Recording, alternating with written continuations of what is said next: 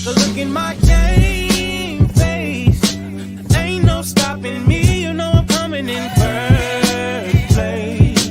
Well, stop it till I get that ring. I'ma dominate all day. No matter who you bring, I will not lose. Yeah. I will not lose. I will not lose. Yo, what up? It's your boy JJ Stone, aka Black Gritty. Welcome to another episode of Gritty Nights, and it is Super Bowl week. It is Tuesday, not Sunday, unfortunately, but we are in the building. We're having a great time. Life is good. I'm not stressed out. Are you stressed out? I'm really not. I'm not freaking out about anything because I'm super confident in my team and I'm happy to be here and everything's going swell. How are you?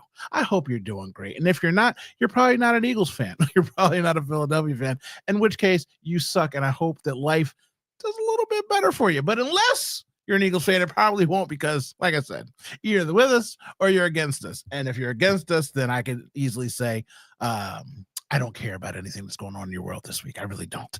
The whole country is melting down right now. And in this region, we actually don't care. Constitution, no worry about it. It's Go Birds season.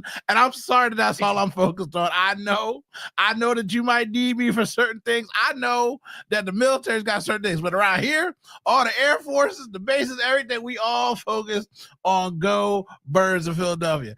And before I even get into the show, I want to say thank you to the few, the proud, the many that bought some merch from blackgritty.com. And just so you know, so you don't feel crazy, I make these thank you cards and I send them in the mail with stickers separately from everybody that buys any merch from me. So if you see something coming and it's a thank you card, just open it. There's nothing dangerous in there, but just don't know, I appreciate you individually so much. So I spent a whopping, it's like $1.25 extra to tell you thank you on my own dime, because it's not about the money, baby. It's about the participation. And if you want to participate, just go to blackgritty.com /shop and you go ahead and participate. I'm not plugging myself, but I'm plugging myself. Don't worry about what's going on. We back in the game. We back in the building. We talking about the Super Bowl and doing that. Well, Jason's here. We're not worried about Jason so much. Say hi to the people, Jason. No, I thought this was an NBA trade deadline podcast today. Was I wrong? Yes, you are absolutely wrong, because we did not get Luka Magic, so we do not care. But we do have guests tonight, Jason. Lots of guests, all the big guests. Oh man, you know what I mean? We don't have Wardell, but we got our own chef up in this piece. What's up, Sheffy? Yeah, what's up? Ain't nothing like those gritty nights. Oh, that's so scary. I can't wait to get my theme song together. You know what I'm saying? And then we got Fit Daddy in the crib. What's up, Fit Daddy? Bow, bow, bow, bow, bow. So I'm glad you brought that up. See you right on time. See you right here. So also, I'm a horrible person, and people know this about me. And it's just one of the things when you're my friend, I love you. If you're on my team, I'm your kind of a-hole. And if not, then I'm against you, like I said earlier. But last week, it was Harry's birthday. I forgot. You know why I forgot? Because Harry has a luxurious set of hair. He's got this mustache that, look like you about to kidnap somebody, or he's driving a cab in the 70s. It makes me sick. Harry also, like Fit Daddy, looks like he was born in the lab. And sometimes I get jealous. I'm not going to lie to you. I'm squishy. And when I got to hang out with Harry and his little 8-pack, all I want to do is punk him. So the fact that it was his birthday last week, and I knew it, and I didn't tell you, the viewer, so you could wish Harry happy birthday, makes me some kind of person. And I'm going to tell you, I love being that kind of person. But today, after Harry's birthday week is done, and go ahead, Harry, tell the people, how was your birthday, Harry? It was great. It was lit. Lots of friends celebrating, but I'm extending it. Family, got a lot of Aquarius. My mom's birthday is on Super Bowl Sunday, so let's celebrate. Okay. Keep going. Birds get a victory for us. Happy birthday, Mom. And if Mom has a luxurious set of hair, that's all good. I appreciate Mom's hair. Your hair, I hate it. I don't like it, and it looks ridiculous. You should shave it. But again, since the budget's real slim around here, like I told you, I done spent all my money on these thank you cards and stickers. That's about as far as I can go. But I do have something for Harry. And then Honest, I can't say it enough. Yeah, y'all thought y'all had this one, huh? Yeah, that shit was just a bluff. Oh, they messed it up. Let's start from the beginning. Damn, fuck the 49ers. Yeah, fuck the 49ers. Yeah, fuck the 49ers. Y'all a sorry ass team. Thanks. Fuck the 49ers. Damn, I hate the 49ers. I hate y'all. I hate the 49ers. Fuck y'all. Bow, bow, bow, bow, bow. Y'all some booty cheeks. Hey, hey, hey, hey, hey. Y'all lost to the Chiefs. Bow, bow, bow, bow, bow. Y'all some booty cheeks. Hey, hey, hey, hey. Super Bowl losing streak. Oh, it feels so good, Harry. I finally got it because the number one request on this show, to be honest with you, it's the one thing I've gotten 3 to several thousand emails about is I can't see y'all jamming with the bow booty cheeks. So I made sure that I fixed that for the population and for the people this week. I got to get it on the soundboard like a womp womp sound. But I've been busy, dog. We got things to go. Yeah, I'm too busy. And yeah. So what happened? I had a list of things because see, Chef's a professional. Yo, they were born in a lab, like you said. I was born in a buffet.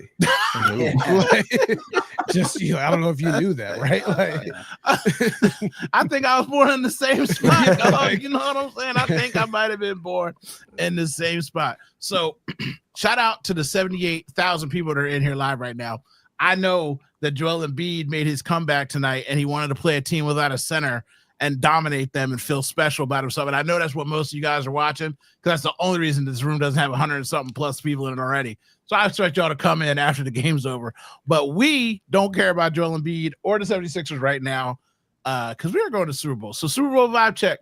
Sheffy, you're new to revisiting the show, and we haven't heard directly from you yet. How are your vibes on the Eagles right now going to Super Bowl? They're positive, man. I mean, I think in my heart this is just a better team, top to bottom, 3 facets of the game: offense, defense, special teams. You know what you're going to expect with the Chiefs. It's going to be a close game. There's going to be no blowouts. It's going to be a close game. They are very good at winning close games. Key here is to get up early, just like the first Super Bowl, and you got to just maintain that 10-point lead at halftime. I feel good, man. Just boys, wear your white gloves because the Chiefs are going to be wearing white jerseys. So no more of those holding calls or anything like that. Make sure you're blending in well. And I feel good, man. I mean, I choose to be positive. What's the point of being negative? Just be positive. Enjoy it. It's going to be great. It's going to be an awesome showing. I'm really excited. And I know we talked about it. We're going to be watching the game, not be going to any of these parties and stuff where people are like, was that offside? Shut your mouth. We're watching the game.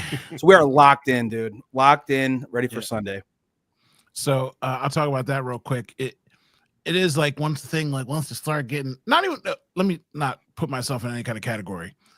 Anyone that invites you to a Super Bowl party, when it's your team and you care about the game, it's so much different than when it's not your team. When it's not your team, I'll come to your party. I'll come to your aunt, sisters, brothers, grandma's quinceañera party mixed. I don't care because it's not my team. But when you hang around at those parties, you know what happens.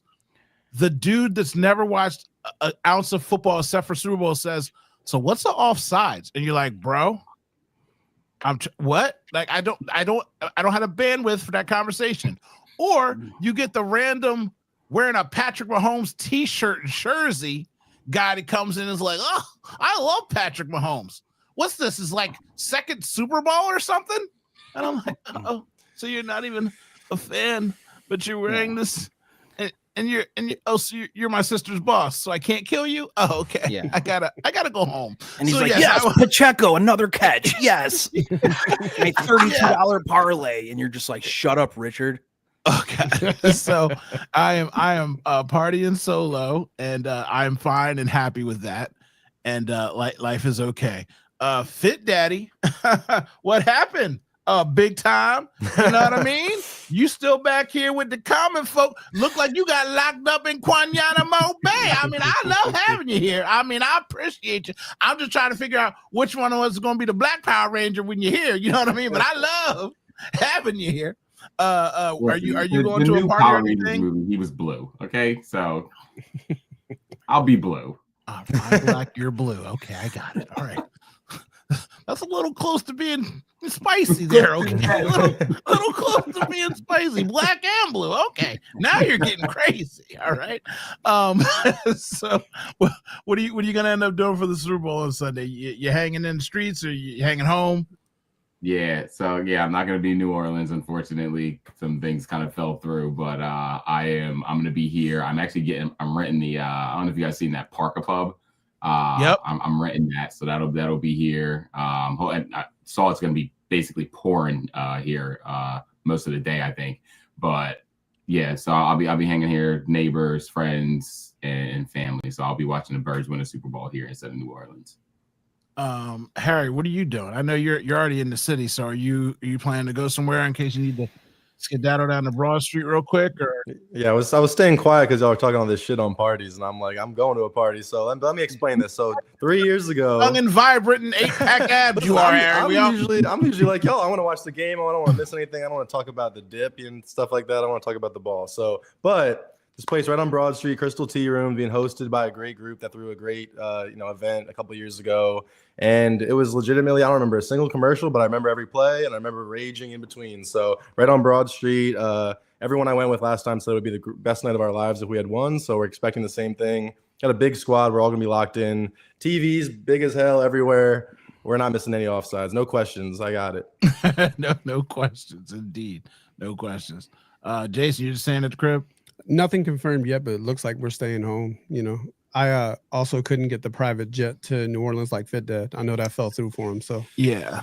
So I'm trying to find a video with the Parker Pub that Fitdad had, because that thing is actually awesome. Somebody was trying to get me to go into business for the smoke pub. They make them where it's basically the same thing of what you got, but instead of it being a bar, you could smoke weed in it. It's like a hot box. It's called something hot box. Ooh. And it's black. It's all jet black. You park it on the street. Like say you're having a party and you don't want people smoking weed or smoking cigarettes in your house.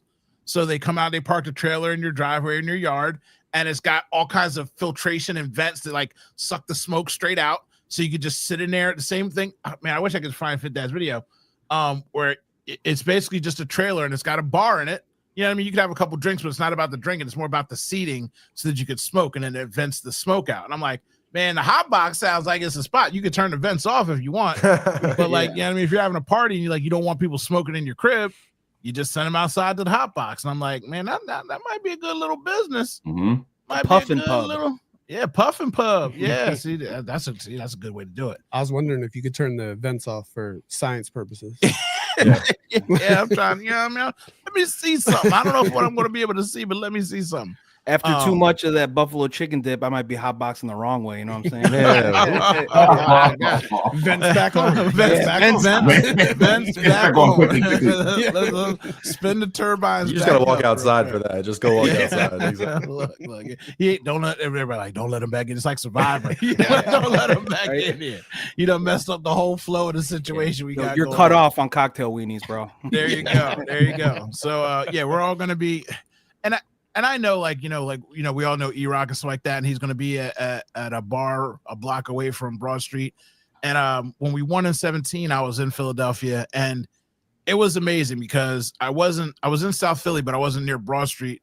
And when we won, I hung out with my buddy for like an hour inside. We cried. I'm not going to lie to you. His father passed away recently. My father passed away a while ago, so we were both together, not knowing our dads couldn't watch us win this for a Super Bowl. So we was in there living it up.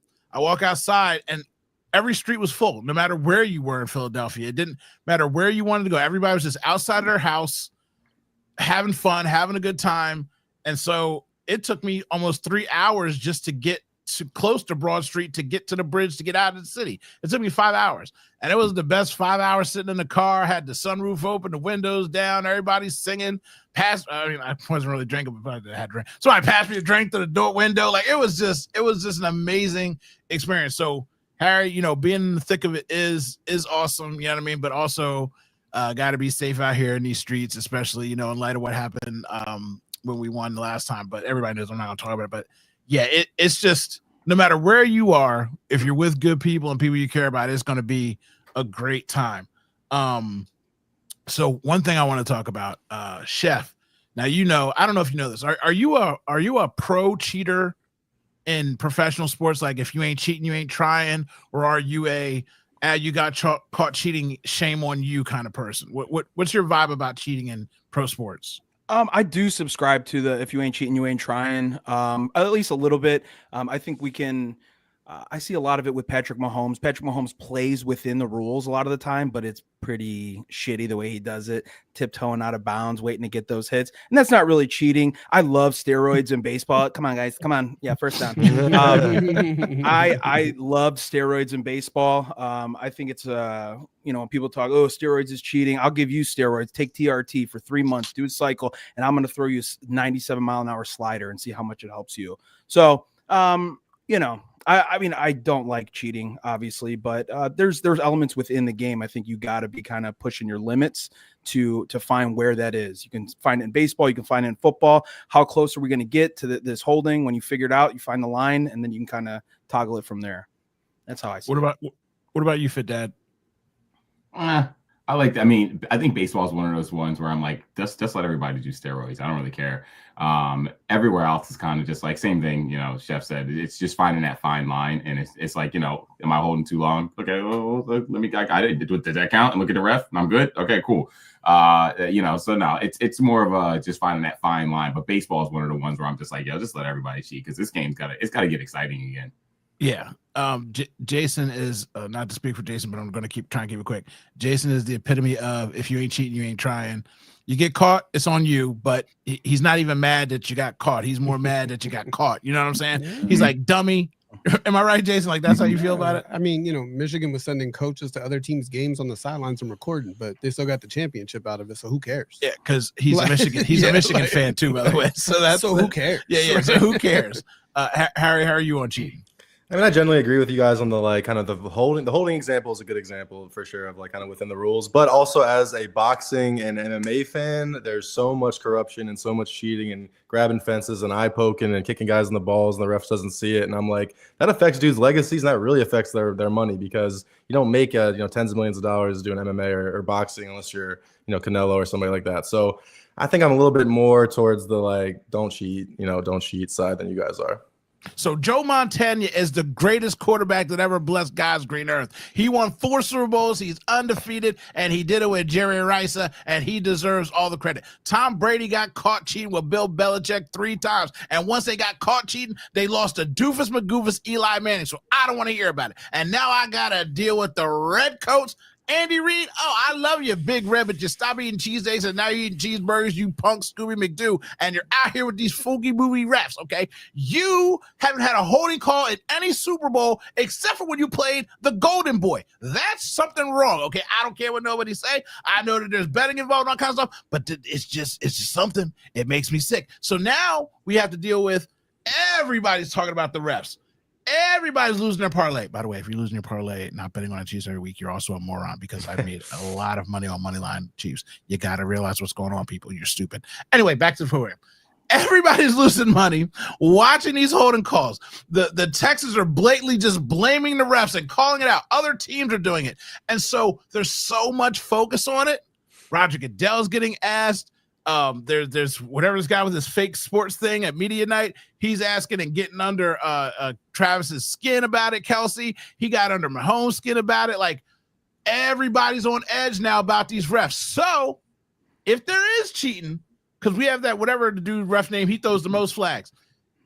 Now everybody's on it. Everybody's watching. So I hope that just the announcement of the refs and blaming the refs has everybody be like, the ball hit the ground, bro. We can all see it. Like, what are we doing? And I feel like, even though I don't believe that the Illuminati and the mafia, because the mafia is weak right now, bro. They're not as strong as they used to be. You're more worried about the casino gangsters. But anyway, the people watching now. Now, mafia. We didn't say that. Yeah. Ixnay on the mouth. But now there's so much attention to it. I feel like we should get a really fair game no matter what, because it's on the topic of everyone's mind. So much so that mainstream media is talking about it day in and day out. There's too much money on the line to have these kind of issues. And I'm glad that it's brought up. I don't want to blame a loss on it. I don't want to have that caveat going on, but I'm glad that the pressure is being put on about it, so we don't have to worry about the refs. And I do generally subscribe to, if you ain't cheating, you ain't trying. But if you get caught, I'm knocking points off. So Tom Brady is not the GOAT. You can't get caught cheating 3 times, bro, and then tell me he's the ultimate competitor. Well, why did he have a cheat sheet if he was the ultimate competitor. BG That's why he's also the ultimate competitor. Also, though, I mean, if you're using the cheating excuse multiple times, I mean, that's loser stuff, right? I mean, it can happen, it happens, but I mean, if you're using those excuses, well, we didn't win, he cheated. Sound like the little kid on the playground, you know what I mean? He cheated, tough break, kid. So I don't put it in their hands. Don't give them the opportunity to have a defining call, but also you got to play ball. Oh yeah, that's what I said. For us, I'm not worried about it. I'm talking about in general. In general, since everybody's talking about it, it's the thing. Again, you lose. But when you cheat, you cheat. It goes both ways. Like, it's loser stuff to complain about cheating. But my God, if you're sitting there and you have this investigation and they got caught cheating, you're a loser for cheating too. I hate the fact that you're a loser for crying about cheating, but you cheated me and you got caught. Be smooth enough not to get caught, Bill Belichick. When they tell you to stop bringing cameras to practice, maybe stop using the camera this big when you're doing it. Like, I don't know, you know? So I hear you. But again, I'm not worried about the cheating this time because, again, all eyes are on it. I'm expecting a fair fight. I'm expecting a fair game. I just wanted to bring it up because the mainstream media is bombarding the Chiefs' kingdom with it. They're at their door asking these questions, and that's what you get. That's what you get when you dance out of bounds and you flop. Okay, LeBron's got to deal with it. You've got to deal with it. So did anybody watch Media Night last night? Do we care about Media Night? I watched a little bit of it. Saw some clips. I went to Media Night last year at the Super Bowl, and it was incredible. It's a amazing experience. How close you get to the players, you get to have one-on-one questions with them. It's a very cool experience. Just getting to ask, these athletes that are primetime, some Hall of Fame, and just get to talk to them. It's just really cool experience. So. A lot of it you hear is those goofy ass questions from reporters and stuff, and that's part of it. They know that, but that makes it fun. Some of it. That's what I was going to ask you. What kind of questions did you ask? Because that is one of the things everybody's like, I didn't get media credentials. They're asking the dumb questions. I'm like, well, it's also a fun night, and the stupid questions or the emotional questions are the fun things to ask to get a guy to laugh and break a smile. Jalen's up there cracking up laughing. Everybody's like, well, why is it? Because it's not Philadelphia media, bro. They're not gotcha moments up there. They're just asking fun stuff so he can relax. He doesn't have to be on guard. So, like, what kind of questions were you out there asking, Chef? I like to ask like thoughtful questions because if I want to get that opportunity, I'm not going to ask like, how many Krabby Patties would you eat? That's just not what I would do. I asked Kyle Shanahan last year. He had there was a story in Sports Illustrated about how him and the owner Jed York, his father, him and Kyle Shanahan were really close. And as they were going to draft that last pick with Brock Purdy, his father told him, he was like, I really like Purdy. If he's the best option, you should go and get him. So just asked him about that and his relationship with Jed York's father. So I thought that was just more like insightful, deeper kind of digging. And yeah, I'm proud of that. I thought that was like a really good question that he gets to elaborate on. I saw that video. I'm proud of that, and I'm proud of you. Much better done than me because I would be asking about Krabby Patties. Fit Dad, did you see anything or any of the interviews stand out to you that you saw any clips of? Nah, I caught the very beginning when they brought them up on the stage, and it's funny because me and Jack, we were watching it, and as they get up to to shaking each other's hands in this line, they cut from Patrick Mahomes and Hurts as they shook each other's hand. But then later on today, I see the pictures that they took, and they're kind of giving each other these death stares. And that's what I want.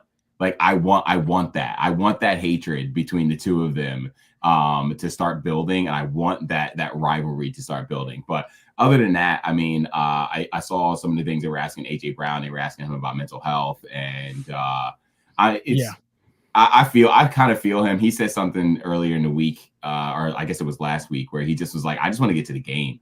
Like, he was like, I don't want to do all this frou-frou stuff. And he's like, it's the same old stuff. And then they asked Jalen, and he's like, it's just part of the job, guys. It's part of the job, But AJ's like, nah, bro, let's get to this. Like, it's just a lot of fluff and corny stuff that they have to get through. And they're being asked the same questions over and over again. What does it feel like to be here?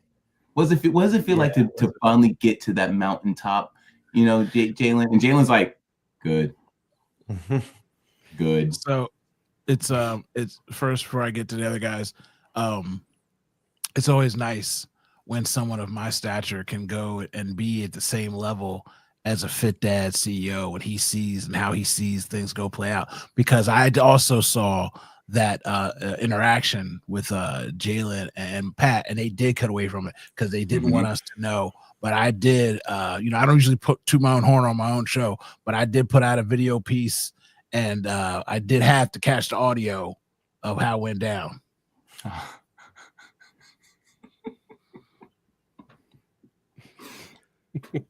Can't hear it personally. I already know what they're saying. I love that scene. You can't hear it? No, I You can't. can't hear it. This is America. At least I said it first. And I can. Jason can. Oh, how's your day going? Huh? Yep. Actually, if it doesn't work out, we're about to have a better year. we're about to reenact this whole thing. Yeah. All right. I'm gonna run it back again. This time you're gonna hear it. Come on. Maybe not. Nope. Be like you having a glorious day.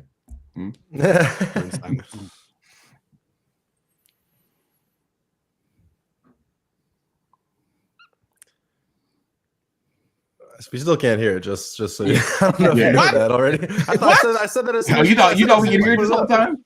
I said it's pretty. You know what? I don't like anything that's going on in America. It is a great clip. Go to my Instagram and watch it and enjoy yourself because it's two black men arguing with each other very peacefully, and it's very aggressive in the peace and the love and happiness. I hate what's going on here, and I don't like it, and I don't know why it's doing it. Anywho, yes, the tension was great. Harry, did you see anything you cared about during media night? Yeah, definitely. I mean, I definitely agree. With the dad talking about just the same fluffy sort of stuff. Can't hear Harry. You can't hear Harry? me? No. What? Hold on, Harry. You mute me? I can hear you. Fit Dad can hear me. See, that's what I'm saying. Who? Now, Harry, say something. All right, come on. Am I good? Okay, All so right. now everybody hears that. This is what is going on? I had this set up right. It was working. And then all of a sudden it ain't working. And now it's working. Go ahead, Harry. What fluffy fluff did you like? Yeah. No, I don't like the fluffy fluff, but I did like, shout out No Shorts USA, another kind of local content creator. I saw him on Broad Street last weekend, so hopefully I'll see him again. But he asked Jake Elliott about missing the extra points and his mentality about going to the Super Bowl like that. And I thought he asked it in a respectful way where he wasn't trying to like get like you said, a gotcha sort of moment. It was really just a legitimate question. How do you kind of overcome, missing a few extra points here and there to prepare for the Super Bowl? And he was just, I think it gave Jake an opportunity to be calm about the situation and say, I just prepare the same way. A few kicks missed here and there. You no need to panic just because of that. And I felt more confident hearing that from Jake because at the end of the day, we've always known him as like ice in his veins kind of guy. But this year, it's hard to imagine that there's not some sort of effect from all the missed kicks. But I think that he is going into it just ready for that next kick. And, like we said, missing one, we get that win. That's all good because we're, undefeated when he misses one. But ultimately, I felt happy about that. And that was a good question by No Shorts. Jason? I mean, Jameis Winston was the star of the night for media night. Out there tossing W cookies at players and just bringing the energy the whole night and getting guys laughing and just trying to find his next job too. Yeah. Like really just auditioning out there. So, first of all, I had a Jameis Winston question and I can't ask it now because he done threw the alley-oop out there, but he's right. And now I have to worm it into the conversation later on when y'all forget. Y'all got bird brains. Y'all ain't going to remember. And by bird brains, I was Eagles on the brain. I'm not calling y'all dumb. The two things that stuck out to me were, one, they asked Jeffrey Lurie about wanting to buy the Celtics, and he gave a very poignant, direct answer. And my goodness, it fixed and saved my heart. He said, well, when I grew up, I was a Celtics fan. I think that's where that's coming from. I grew up with the Celtics. And he spoke in the Celtics in the we reference. So he was a real fan. And it's nice to see a billionaire actually speak like a fan. You know what I mean? He's saying we, like, bro, you never suited up. But you know what I mean? He kept saying we've won a lot of championships. They built a good culture and all that kind of stuff. He's like, but my heart's with the Eagles. My heart's with Philadelphia. I'm focused on this. I'm not worried about that or even involved in that. So that made me feel really, really good. The second thing that I liked was Chad Ochocinco giving Nick Sirianni a kiss because that little moments like that showed Nick's personality where his bravado doesn't exceed his player friendships, and not so much being a player's coach, but being a guy's guy where, you know what I mean? Like when you're sitting there and you throw in the chain, you make the jokes, and sometimes he's got his stuff written out on cue cards. And I give Nick a really hard time but the team reacts to him, they respond to him, and they support him. And his antics bother me so much, but he's also calmed them down. But moments like that where I'm like, Nick's a chill guy. He's not, freaking out like, oh, what are you kissing me for?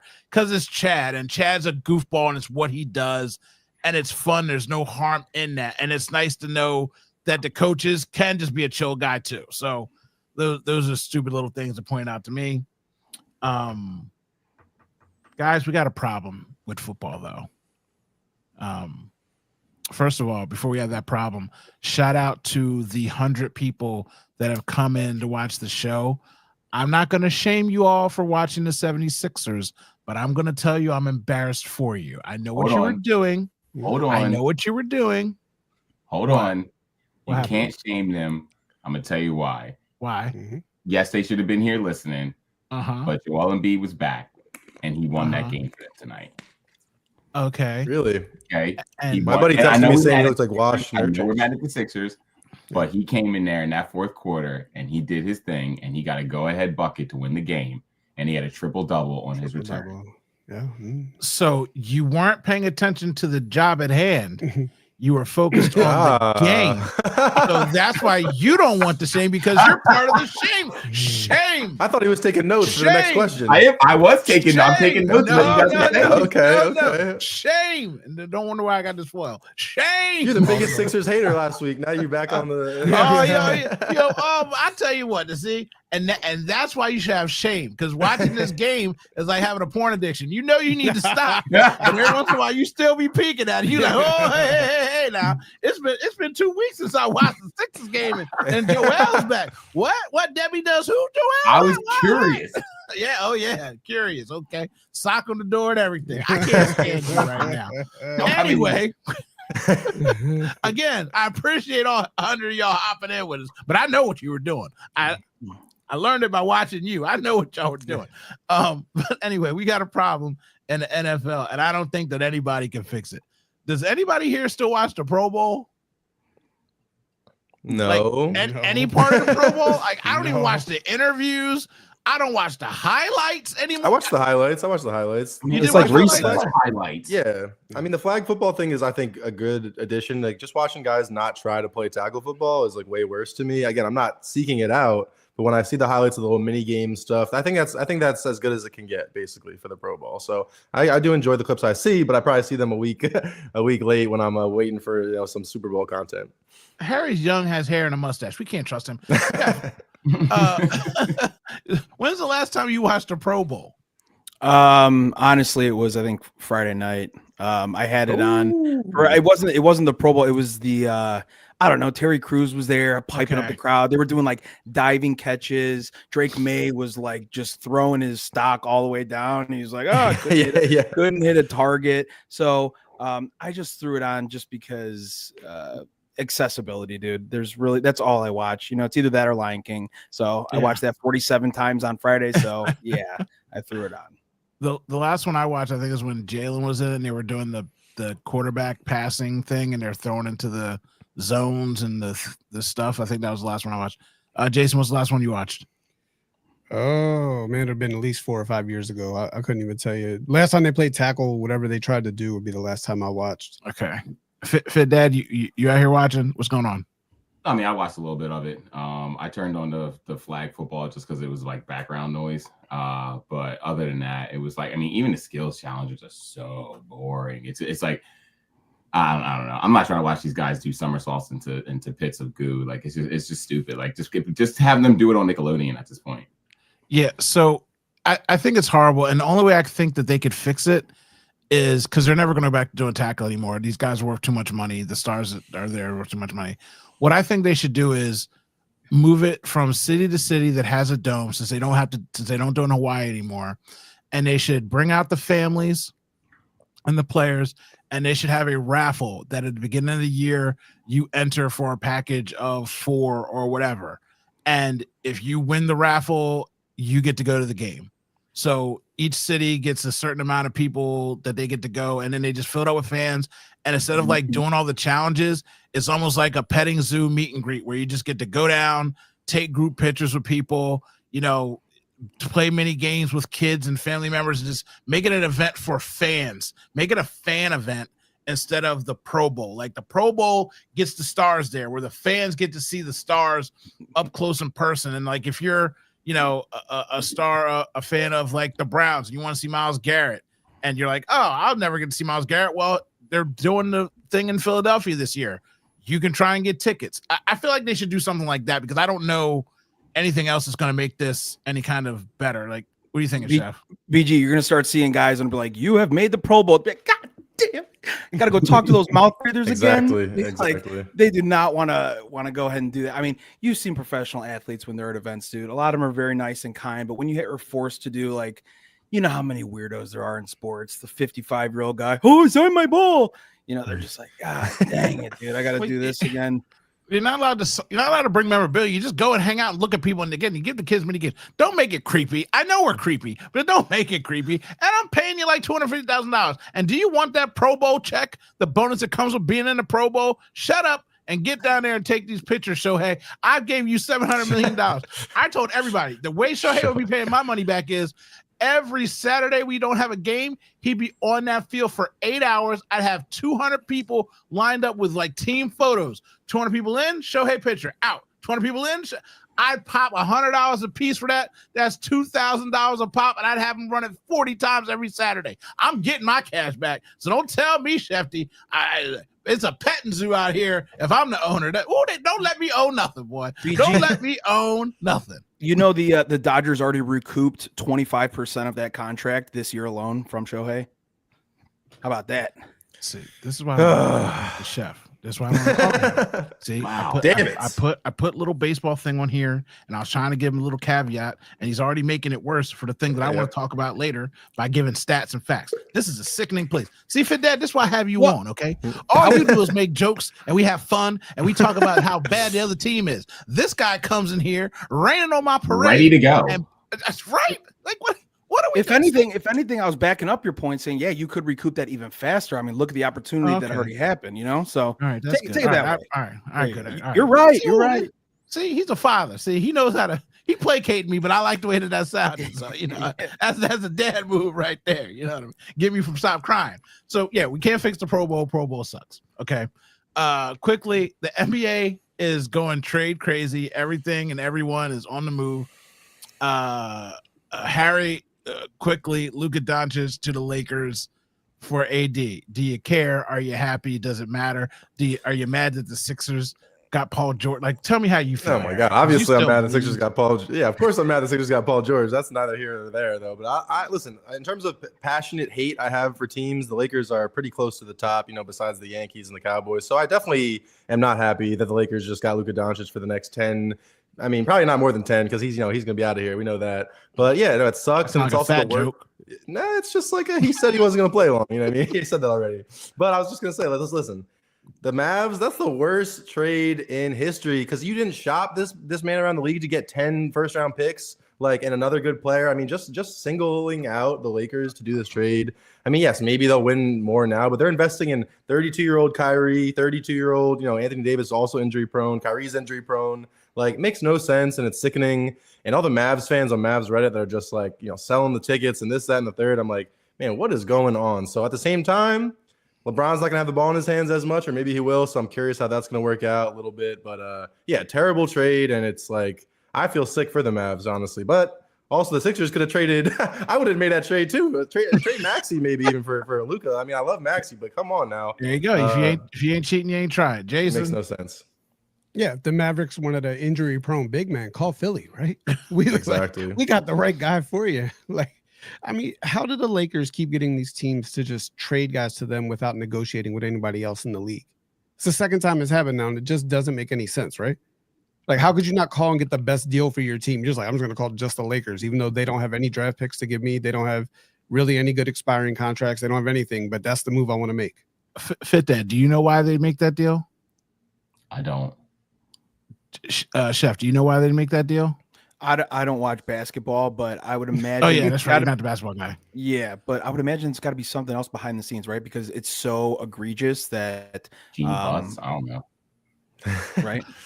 Ooh. Hey, I'm gonna move on from that real quick. Little JB, actually. Yeah. Somebody got that Diddy tug. I just said I'm trying to move past it, and then you done threw the baby oil in it. Like, what are we doing? Did he tug? Shut up. Everybody, just shut up. Anyway, What are you guys talking about? exactly. So the reason it happens, and the reason it happens for the Lakers, is because a rising boat lifts all tides.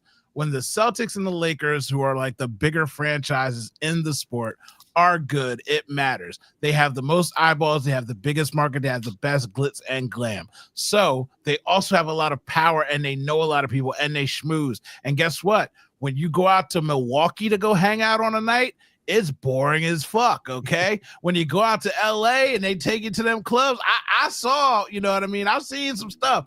I mean, Magic Johnson was out there, Magic Johnson, and you know what I mean? It wasn't just because of his last name. You see what I'm saying? So it's a whole different thing going on out there, where it's like, you know, I just want to be ingratiated with the Lakers. And it's, again, rising with little times. And I'm shocked that after they stopped the Chris Paul going there, that they let this happen without shopping him around. You watch Rudy Gobert, like you said, Harry, get 5 first-round picks, and they didn't even care about that.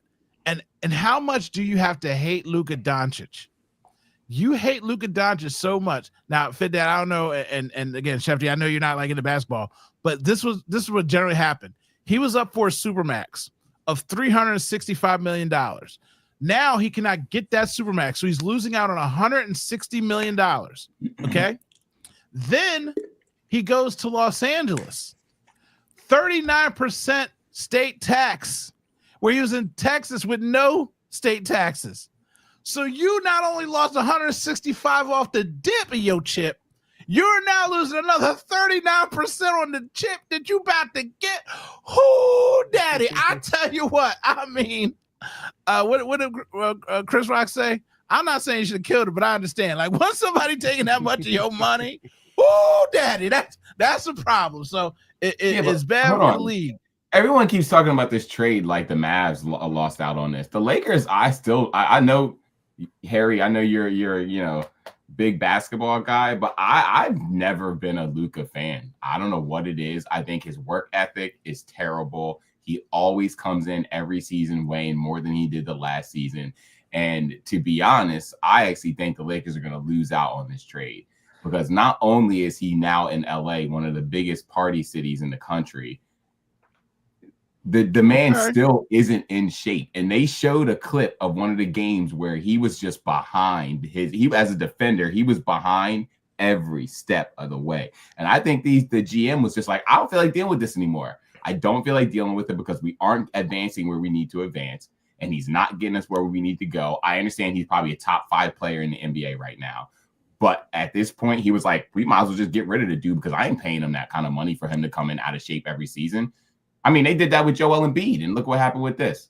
Well, they I'm half Joel with you, Embiid. but they made the finals last year, brother. I mean, the Mavs, that wasn't expected at all. So it's like, I don't know, but I agree. I'm a defensive guy, and now the Lakers have went from the worst defense in the league now to the worst defense probably of all time. I mean, LeBron's not moving anymore. So Luka and LeBron on the court, that is just, just keep it moving, keep rotating through, keep getting buckets.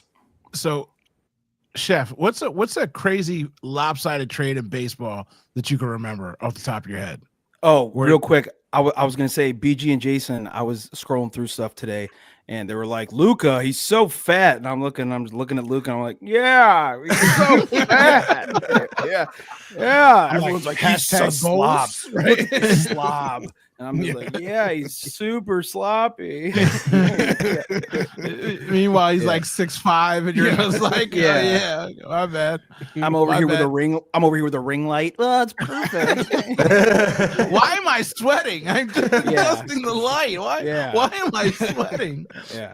So with my microphone. This guy's so fat, not ashamed. I tell you what, that's why I didn't bring it up. I felt some sort of way. I'm like, I know I'm fat. I'm like, but to have everybody just talking about first of all, if he goes, everybody's like, well, he'll go out there with LeBron James and he'll get a workout ethic.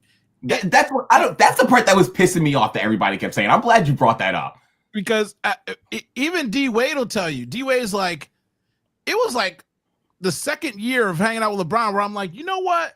I might start doing this stuff too, because it seems crazy. Like nobody wants to do what LeBron's doing. It just seems ridiculous. Like I don't want to do that. It's like AD still doesn't do it. He's not taking care of his body like LeBron does.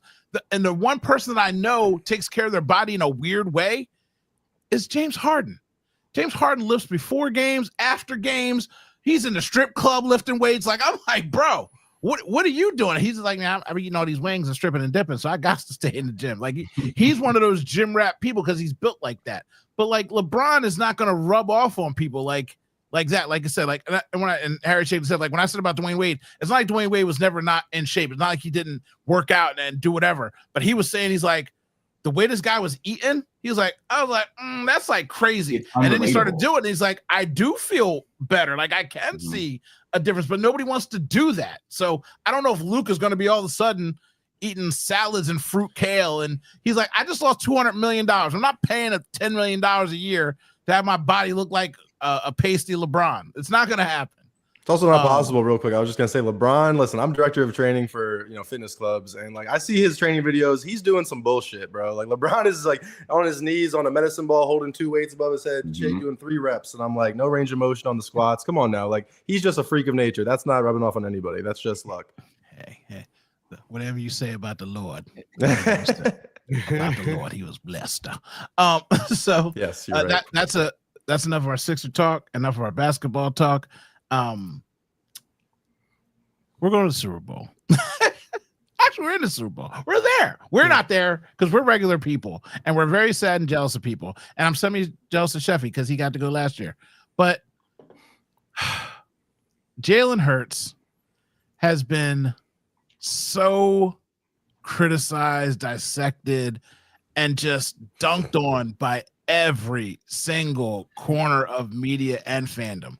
Now, I'm going to start off by raising my hand. I do it too. When I do it, though, Jalen does it. Like when I'm mad at Jalen, Jalen comes out and says, I had a bad game. I didn't do enough. I was bad. So I don't feel bad when I criticize Jalen. But when he goes out there and has a great game, it has 3 touchdowns, but they're on the ground, and they're like, oh, you tush pushed. I'm like, how'd they get down to the 1 yard line? Mm-hmm. You know what I mean? It is a team effort. It's a team sport. But the fact that the way he looks and what he's already gone through in his adversity and his career, I feel more confident about this go round and this time there. Chef, how are you feeling about the quarterback of the Philadelphia Eagles?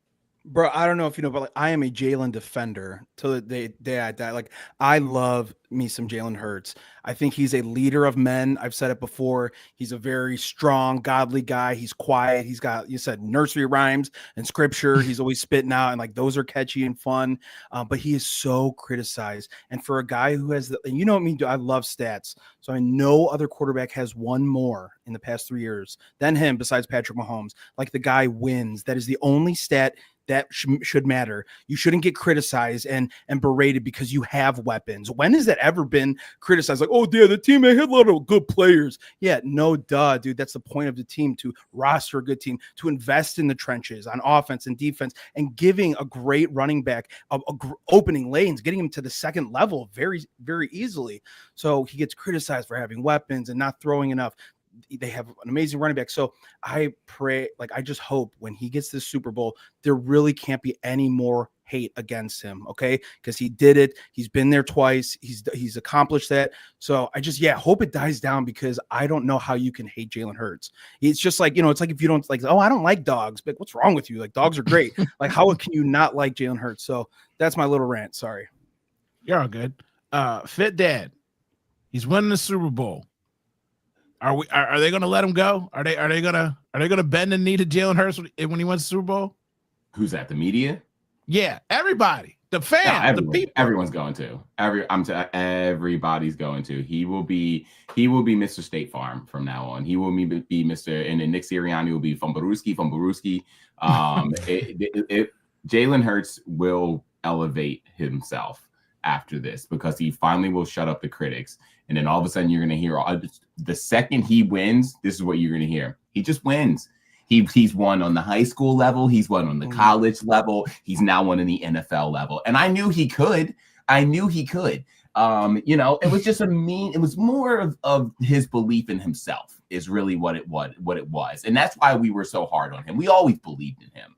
Get the F out of here. I don't want to hear. Listen, I'm keeping receipts. Okay. And I'm keeping receipts on myself as well. So absolutely not. I don't want to hear none of that stuff when we win on Sunday.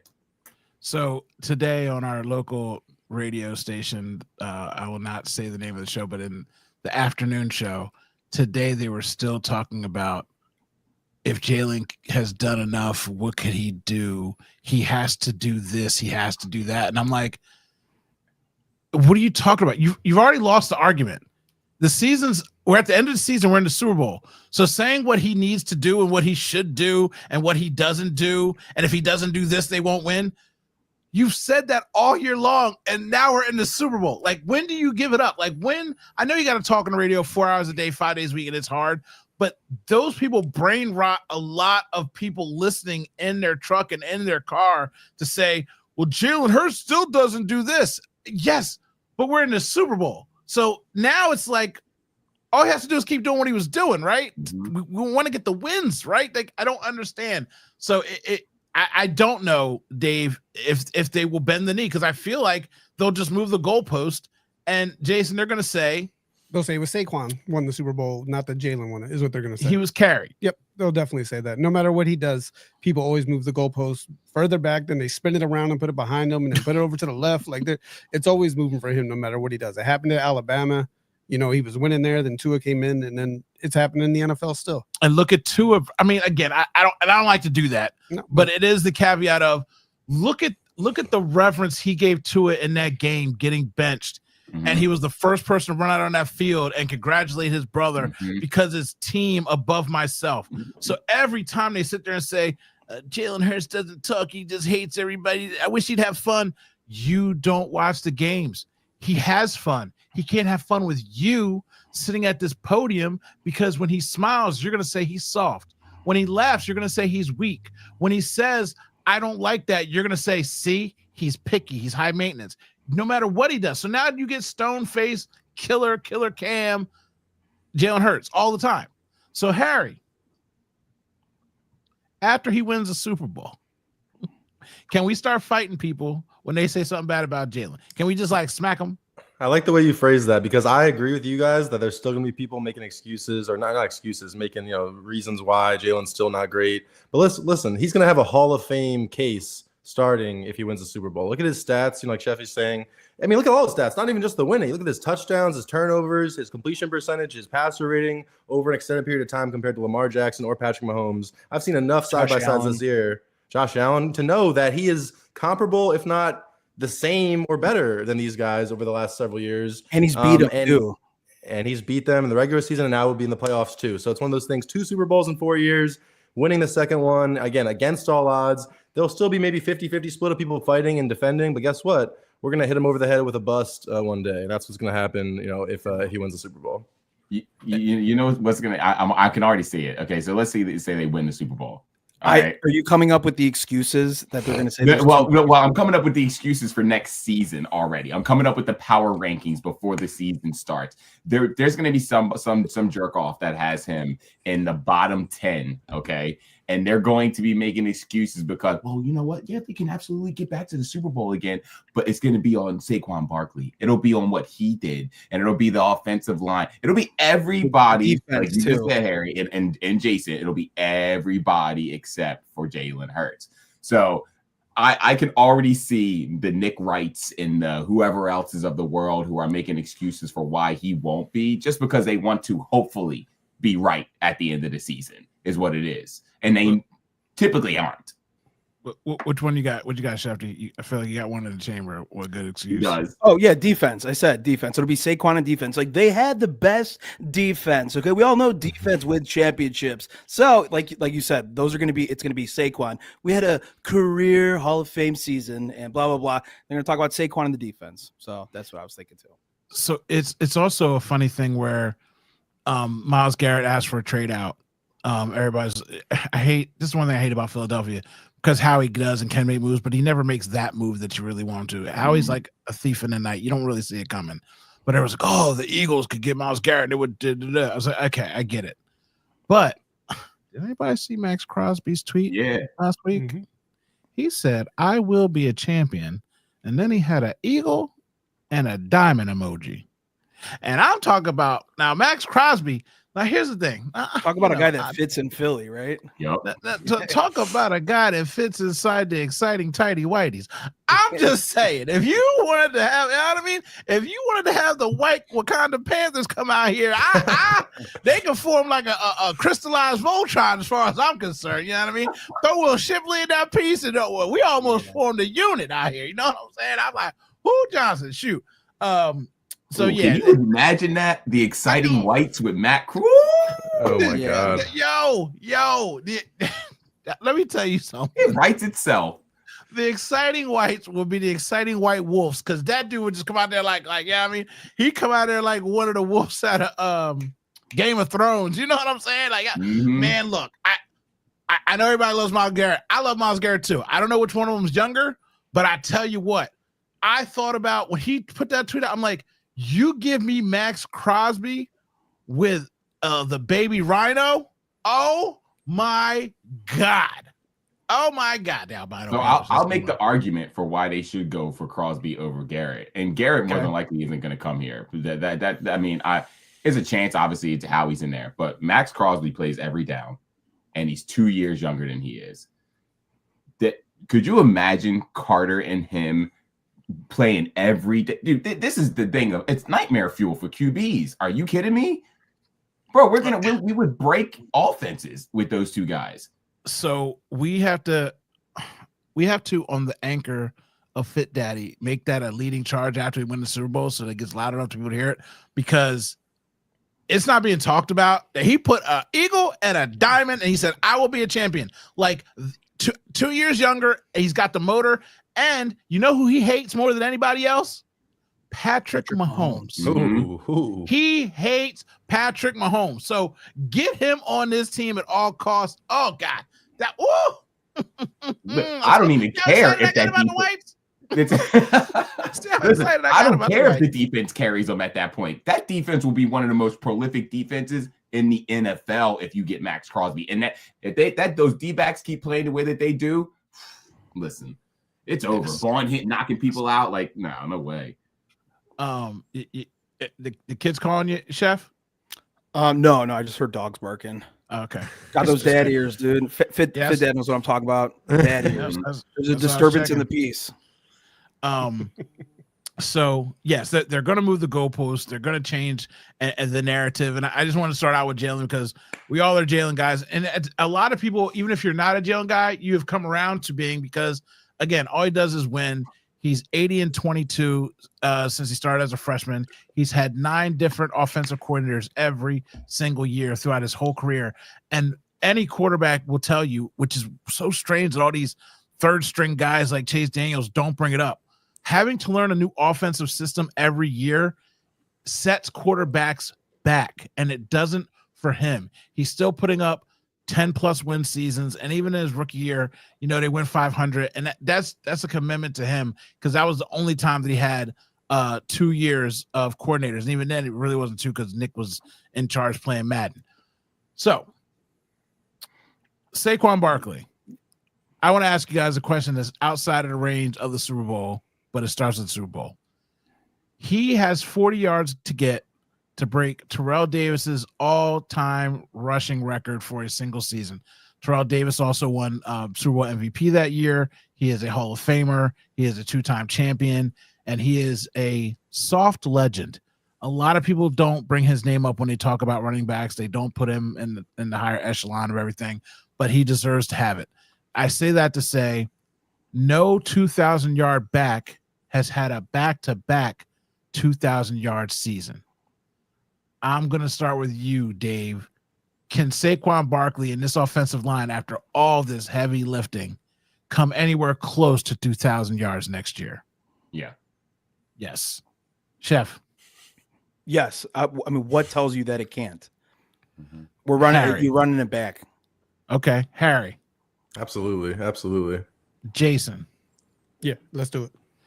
This is why you have people on the show. because a lot of them are doing crack cocaine, and this is an intervention. Oh, No, you can't do it. And you can't do it because no one's done it, okay? No one in the history of football has had a 2,000-yard season and come back-to-back with 2,000 yards. Not Adrian Peterson, who came back with a bionic leg and just was whooping everybody, his kid included. Shame on him. But I'm just saying, it just doesn't happen. It doesn't happen. No, it's not going to happen. Knock on wood, he's healthy the whole time. But can I get an 1,800 yards? None of y'all gave me a realistic You said number. close. You said close. You said, can he get close? Yeah, close. 17 games, he's getting 1,800. BG. BG, nobody has won 3 Super Bowls in a row ever, and they're on the precipice of that. So don't tell me that history can't be rewritten. They're not. No, they're not. How many No, times I'm did the saying Patriots you're at almost- the precipice. You're at the precipice. You're right there. So you can't tell me, oh yeah, you can't run it back and get close to 2,000 yards, if not the same production, because it's never been done before. There's tons of things that have never been done before. How many times did the Patriots almost get a 3-peat and Eli messed it up? Right. Was it Yeah. a couple times. Okay. Like once or twice, maybe. All right. Yeah, So once. there's been the 3-peat was chance once. at least once or twice before. I'm just saying this 2,000-yard thing is really rough. You got to be. So the thing that's bothering me the most, I forgot to say this earlier when we were talking. One of the other things that was interesting from the interviews was, somebody was talking to me about like, yo, you can't get Myles Garrett, bro, because you got to start drafting linemen. Like Lane said, he's coming back next year, but the year after that, like you need Lane's replacement, like you needed, Kelsey's replacement. I'm like, oh, I mean, yeah, you're right. I can't just give away a first-round pick. And then I heard Vic Fangio, his interview. So how's the season? It's long. It's draining, especially when you go into the Super Bowl and you just these long days. It's just a lot. Like you don't have a life. Like I was like, bro, I know you're 70. You better get some V8. You better. You ain't going nowhere. I just got you here, okay? And he sounded like a tired, about to retire pop that's watching too many grandkids. Like he just had his brow. He looked like he wanted to sit down and have the conversation. And my heart started feeling a certain way. I started thinking like Lane and the defense. Like so, as what I'm saying about for Saquon, everything's got to stay right for it to be that way. And I know the Stoughton University is steady and strong. He's an older gentleman, but he's happy with his situation. That's why he's never become an assistant coach. That's why he's never become a head coach. He is happy where he's at and doing what he's doing. And so I just worry about that. But again, I just like making crack cocaine jokes. Now is the easiest way I could do it. So if we get to 2,000 yards, you guys are all right. And I'll have you back on. You can say that I'm stupid and we'll go with that. Okay. You write that down. Deal. Don't stop writing down stuff. You need notes. He's looking at Joel highlights. See, you and Chef got numbers and notes and everything. So we're gonna wrap it up soon because we're gonna talk about Super Bowl again. But give me your offensive. See, I like doing this because there's 5 of us here now. So you can't pick who it is. Jason, give me your offensive and defensive player of the game. Offensive player of the game is going to be Dallas Goedert. They're going to use him with all the blitzes coming from the Chiefs. They use him for the quick game over the middle. He's been breaking tackles. He's close to also breaking the all-time receiving yardage record for the playoffs for a career. And the defensive MVP is going to be Zach Bond. That guy's just a playmaker all over the place. You going defensive MVP? But that's what you asked, right? Yeah, I said your player. You say it for everybody. You saying bar none. Okay, that's good. Dave. So the offensive side is going to be AJ Brown. I said that last week. I still believe it's going to be AJ Brown. I think he is going to be getting a lot of those one-on-one targets, and he's going to just eat those corners up. The defensive side is going to be Jalen Carter. He's going to have a Reggie White type game. I'm talking about like just absolutely wrecking guys on that line because he knows he's this close. He's this close to a Super Bowl, and I think that's exactly how they're going to come into this game. So I got AJ Brown and I got Jalen Carter. Let's get down to some pickings, Chef. Who are you thinking? Yeah, right. All the good ones are taken. I feel like PE class all over again, right? We'll take PE. Yeah. Yeah, I mean, the over-under, I think, is set at 112 rushing yards for Saquon. I mean, call it a layup, but I think they're going to run him till the wheels fall off, and you kind of got to, because he just has that potential to break one off at any time. You just got to feed him. Just keep feeding him, and it's going to break off. So I think if anyone's going to get, like offensive player of the game, it would be him. Defense, I don't know. I mean, I like, the Zach Bond. I don't know, maybe for an old guy, just Darius Slay comes up with like a huge pick at the end, something like that. Probably not Quinyon, but maybe like Darius Slay like comes up with like a crucial pick, like in the third or fourth quarter. Harry? I mean, the only thing I'm sad that they all said was Zach Bond. That's my guy. So, but I will say Devontae Smith and CJ are going to be the two offense and defensive MVPs of the game. I looked at Devontae Smith's stats against the Chiefs in his career, and he eats against the Chiefs. It's like 8 for 80 at least every single game. So he's going to be the forgotten guy of the receivers. I think Goddard's got a lot of going on this playoffs. And then CJ just comes up with big hits in the hole, kind of filling those gaps, and also he gets picks, man. So I'm expecting a pick from CJ, possibly a tackle for loss, a forced fumble, and Devontae's going to get 90 and a touchdown at least. So shout out to the 225 people that are live in here. You are here for this kind of information. We just went around the table and everybody came up with their own individual answer, and they came up with good points and reasons why. But I'll tell you what, they're both and all four wrong. I said 4, but both, but 2. If you divide that, add around 2, that equals 4. They're all wrong, because on the offensive side of the ball, do you know who we all be praising at the end of this game? Kellen motherfucking Moore. You're gonna say, "Oh my God, this dude out spags." You're gonna be like, "Oh my God, the things that you gonna see, and the play call that you gonna feel, and the way that this game goes down." You're gonna say, Spagnuolo's defense got toasted, and you're gonna be like, "Oh my!" I mean, a lot of that goes to Stoutland University, like I said earlier, but it's gonna be Kellen Moore. You're going to be like, "Oh, Kellen Moore offense, he did it." Okay. Another way to discredit Jalen Hurts by giving it to him. And then secondly, on defense, somebody mentioned this name, but then said it might not be him. I'm telling you, Fit Daddy's wearing his shirt and got you locked up. They won't let you out. Whoever's on the side of Guantanamo Bay, you ain't going to get no play. You might get 2 catches the entire game. It is a different animal when you play the Philadelphia Eagles, because he is such an unsung hero, because he doesn't get interceptions. But when you play a game of football and you can't look left, that's a problem for you. When all you could do is look middle to right, that's a problem for you. Quinyon shuts down that whole side of the field. And, you might test him a couple times. You might get a couple of passes out there. But for the most part, he is an unsung hero, and he shuts down a major part of your field and game. And Fit Daddy, don't be putting on the glasses. I hate when you do that. I told you, Clark Kent. I was making sure that was you that was saying that. That's all. God, that's right. That's quick. Yeah, I ain't playing with you. You know what I mean? Hold on a second. Matter of fact, let me Cam Newton myself. Get my cheaters. Let me Cam Newton myself up in here and make it do what it do, Daddy. You know what I'm saying? Are anybody else's the blue light ones? Nope. No, I need that. Those work? Me neither. Yeah. I told you if we were doing props to let me know. Nobody told me we were doing props. Damn it! Come on. Here. Put glasses on. Here you go. Prop yourself out. Harry's got the good hair and mustache. Peter Thompson, you know what I mean? You already got the hair. You know what I'm saying? It is what it is out here in these streets. So we already did it last week, but the only thing left to do. There he is. Look at him. Hey.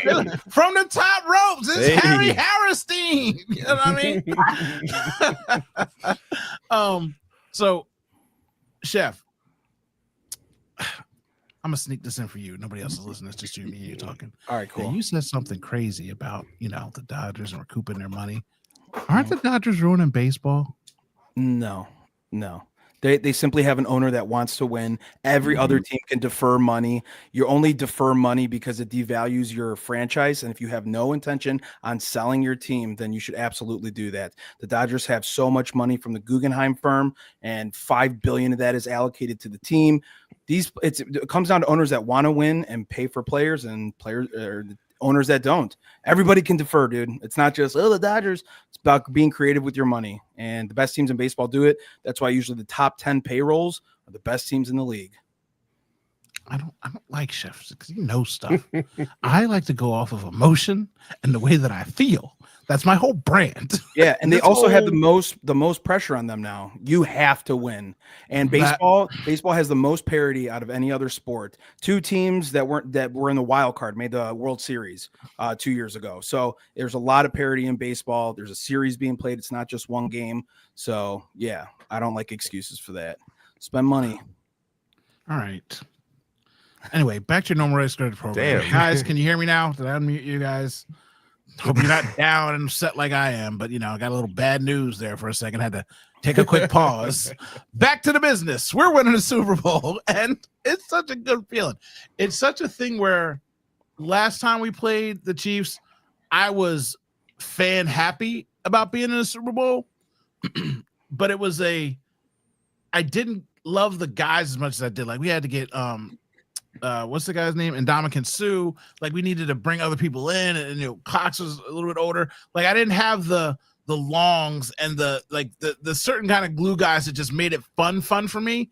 But now with all these young guys, the exciting whites, with Zach Bond just being a good story of coming in and being more than he was or more than he had been in the league, seeing Quinyon, a rookie, blow up, bringing in Barkley.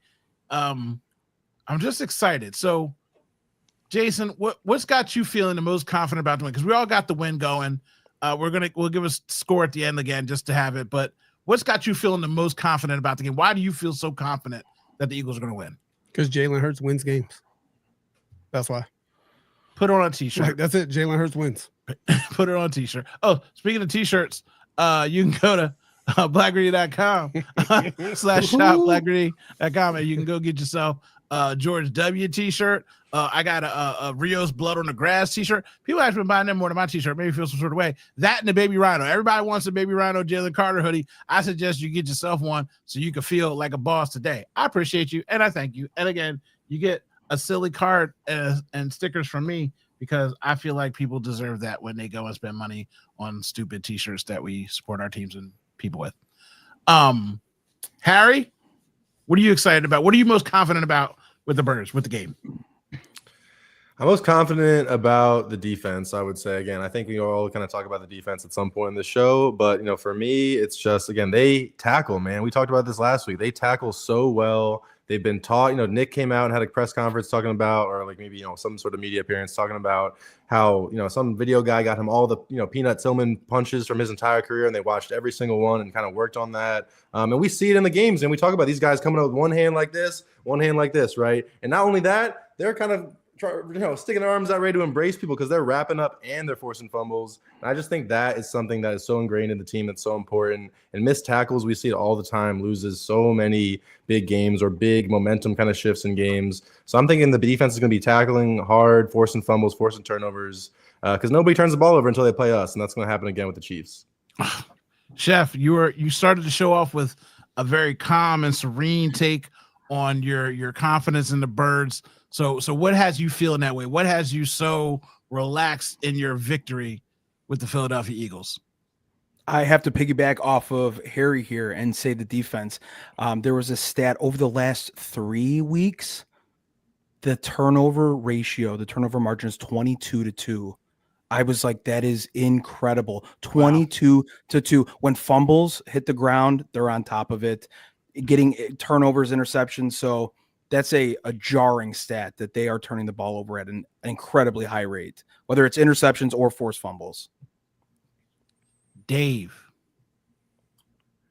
So you've been confident from the get-go. You've been confident ever since you've been on the show. You just keep kicking in the door, talk about Birds by 50. And I'm like, well, we have a whole hour to do, bro. You can't just come in and say, you said that, and it's only 30 seconds in, bro. I need more from you. So what's had you so juiced up talking about the Birds on this postseason run? What's got you so confident about the Super Bowl? I mean, like they said it, the defense, but for me, it's going into this game, into the Super Bowl, it's the offense. And there's not a team in this league that has slowed down our rushing offense, and that includes Jalen. And it's because of Jalen's threat that our rushing offense is so good. That's the crazy part. So I don't know. I'm confident in the offense. I'm confident in that line. I'm confident in Saquon Barkley. I'm confident in Kenneth Gainwell. And can we give Gainwell some love? Because that man has been running. When we need a first down and Saquon's not in the game, he's getting it. That's why I'm confident. They've been calling a great game. I knew you were gonna come back. I knew something was up. I was like, he didn't just hop off of here for no reason. He's coming back with some silly ass thing. I don't know what it is, but so that's why I'm excited. I'm excited for the offense, and I'm excited for the rushing defense or rushing offense. Now you're all flummoxed and tongue tied. You don't even know how to speak, bro. I mean, BG, I think I'm hearing you through Jason's mic and not your mic right now. Yeah. Come on, Fit Daddy, get yourself together. There you go. Get yourself together. I sure did. Look. you see that? You see that, Sheffy? You know what I mean? He ain't the only one. See, the big boys got him flustered. You see what I'm saying, Sheffy? You see what I'm saying? Have Fit Daddy flustered out here. Now, I don't know what y'all talk about the way I look. I do. I'm just here doing my job. Yeah, I'm just here so I don't get fined. Let me tell you what's going on. The conspiracy is in, and so is the fix, all right? Everybody in America is a sucker, okay? They're putting all their money on the Chiefs winning and Taylor Swift coming down and that weird Kelsey dude bending the knee to propose to her. They kiss under the confetti and everything is great. But I'll tell you what, he's never getting married. He doesn't want a family. He's not committed. He is not his brother. It's me. Hi, I'm the problem. It's me. Taylor Swift has sold more records about heartbreak and ruining men's lives than any of the positivity she's been doing in the last 4 years. And what kind of origin story to rebirth her villainhood than to watch her lose and cry, the mascara running down her face, the shock and awe all over. My God, the views, the screen glued to her as green confetti swirls down upon the earth. There's no eagles in sight. You don't even need to see them because the pain in that woman's face sells tickets, records, and ratings. And that's the kind of story we need to have. Now, I'm not saying that Patrick Mahomes is going to win other championships, but the Eagles are going to spoil the 3 feet, break her heart. She makes an album, and then Travis retires to do his $100 million podcast, and they break up because she was embarrassed on national TV and she has to make songs about it. I'm not saying there's foil on my head. I'm not saying I'm a crazy person. I'm not even saying that I have a book somewhere here with blueprints and charts on it. It's probably over there by you, Jason. But I'm saying the Philadelphia Eagles are going to win this game. Okay, it's me. Hi, I'm the problem. It's me. At tea time, everybody agrees the Eagles win the Super Bowl, and you will always be crying. So many girls across the nation that know nothing about a first down are going to be crying when they see her cry, and that's how you get ratings. That is how you get the highest ratings ever at any Super Bowl. On top of putting Kendrick Lamar calling somebody a pedophile for 15 minutes straight. My goodness. Ooh, a minor. Oh man. So yeah, that's what I got. I don't have anything else, guys. That's the only thing I'm thinking about of what's going on here. You know what I mean? So yeah, if you want to throw a score out there again, Jason, you got a score? Yep, 28-24. Jalen wins it late. Harry. I'm going 31-24 Birds. We're gonna get 30. They got 30 one time this year. The Chiefs are not getting it again. We got to get to 30 and we'll beat them. Okay. Chef. 27-24 Birds. Fit Daddy. Don't say 77-2. Say it. Listen, I'll set it up like this, okay? 2022 was Avengers Infinity War. 2022 is Avengers Endgame. 31-19 Birds. Whoo! 31-19. I'm saying Birds by 9+. I don't have a score, but they're going to win by 9+. They have to. And yes. You got to be over that touchdown threshold. You got to be. I know it's going to be a close game, but I want the Patriots close game. I want Tom Brady not only needing to score, but having to go for 2 just to tie. That's the vibe I'm getting on how you beat this team and how you get it done. Last couple of questions. Who thinks that Saquon breaks a run over 50 yards? Raise your hand.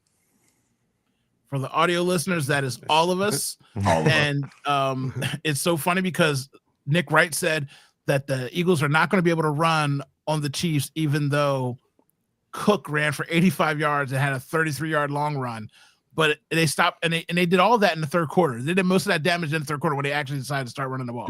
Don't forget, Colin Cowherd also said that we wouldn't even touch the red zone. The red zone. What? The red zone the entire game. Jeez. Yes. What the hell? And after he got done saying how efficient and prolific the Eagles' offense and defense Exactly. was, it was and he said it in the same show. It's one of the most bizarre. I made a video. It's one of the most bizarre things I ever heard. I'm like, what are we doing?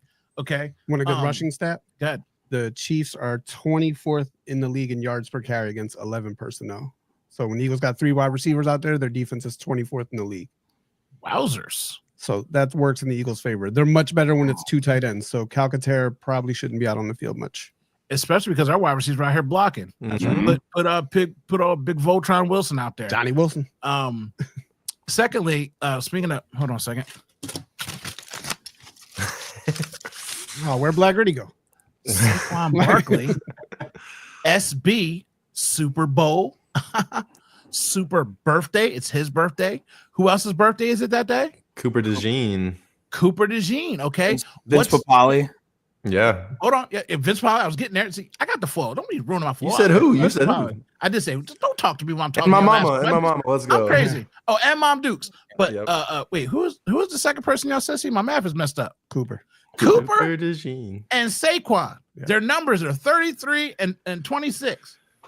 You put those two numbers together, what number is it? 59. Super Bowl 59.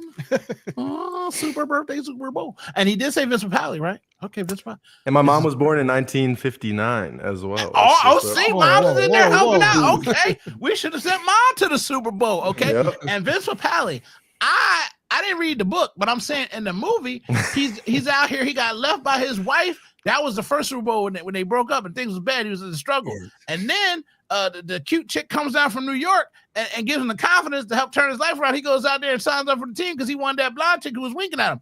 Saquon Barkley came down from New York to help him out, get the confidence back and get his back team. I'm just saying, I'm not a conspiracy theorist, and I'm not a person that runs around with foil in their head. But there's a lot of things going in our favor, especially added on the top that Harry's mother, birthday, born in 59. It is a solid gold W, George. We're getting that victory.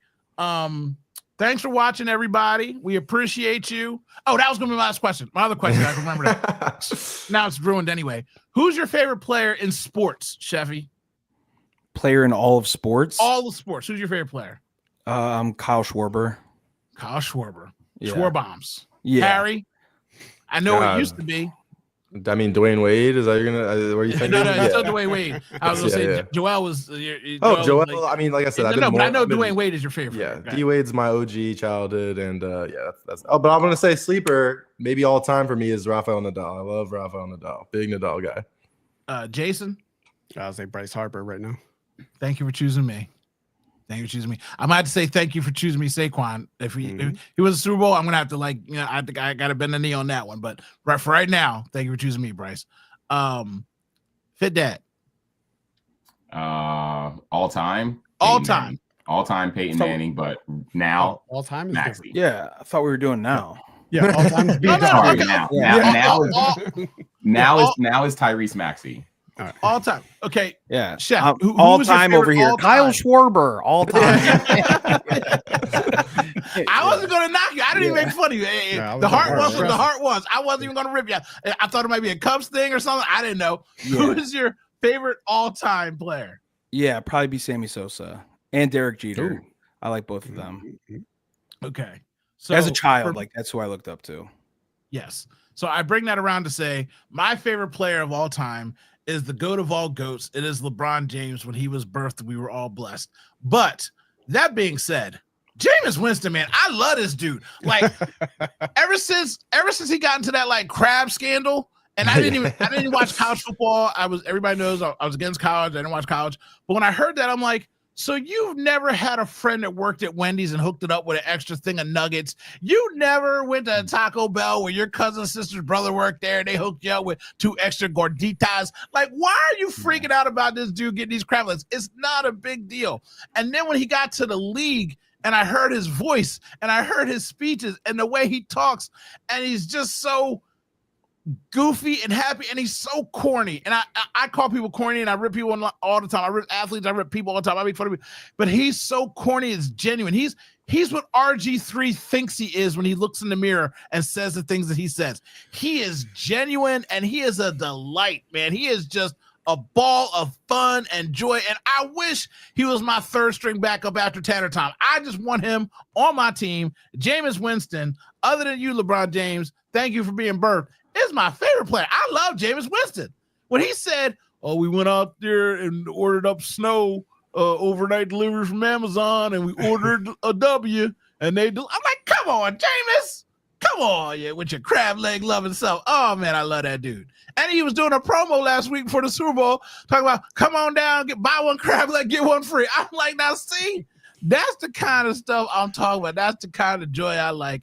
And so, yeah, that's my favorite player. And with that being said, again, thank you for watching another episode of Gritty Nights. It comes out every Tuesday. Right now, we've been moved back to 9 o'clock instead of 8 o'clock. And next Tuesday, when you see all of us, actually, when we win the Super Bowl, all 5, I can't count, all of us have to come back and do our celebration episode and talk about how right we were and how wrong 98% of America was, because we're getting that George W. this Sunday. Go Birds! Oh, yeah, my bad. This is America. Losing streak. Yeah. Hey, fuck the 49ers. Damn. I hate the 49ers. Fact. I hate that fucking team. Fact. I hear that though, huh? Brock Purdy look like Jimmy Neutron Fran Sheen. Come on now.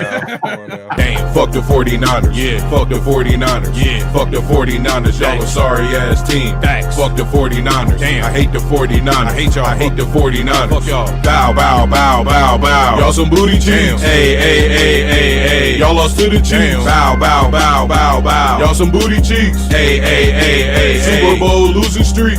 Yeah. Hey, fuck the 49ers. Damn. I hate the 49ers. Facts. I hate that fucking team. Facts. Brock Purdy look like Jimmy Neutron Fran Sheen. Timu Tom Brady got your quarterback from Sheen.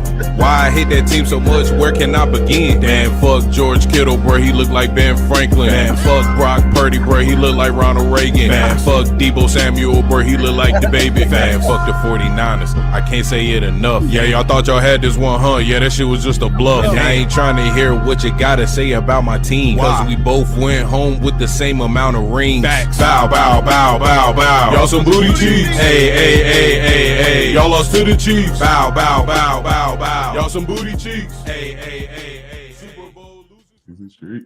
Whew.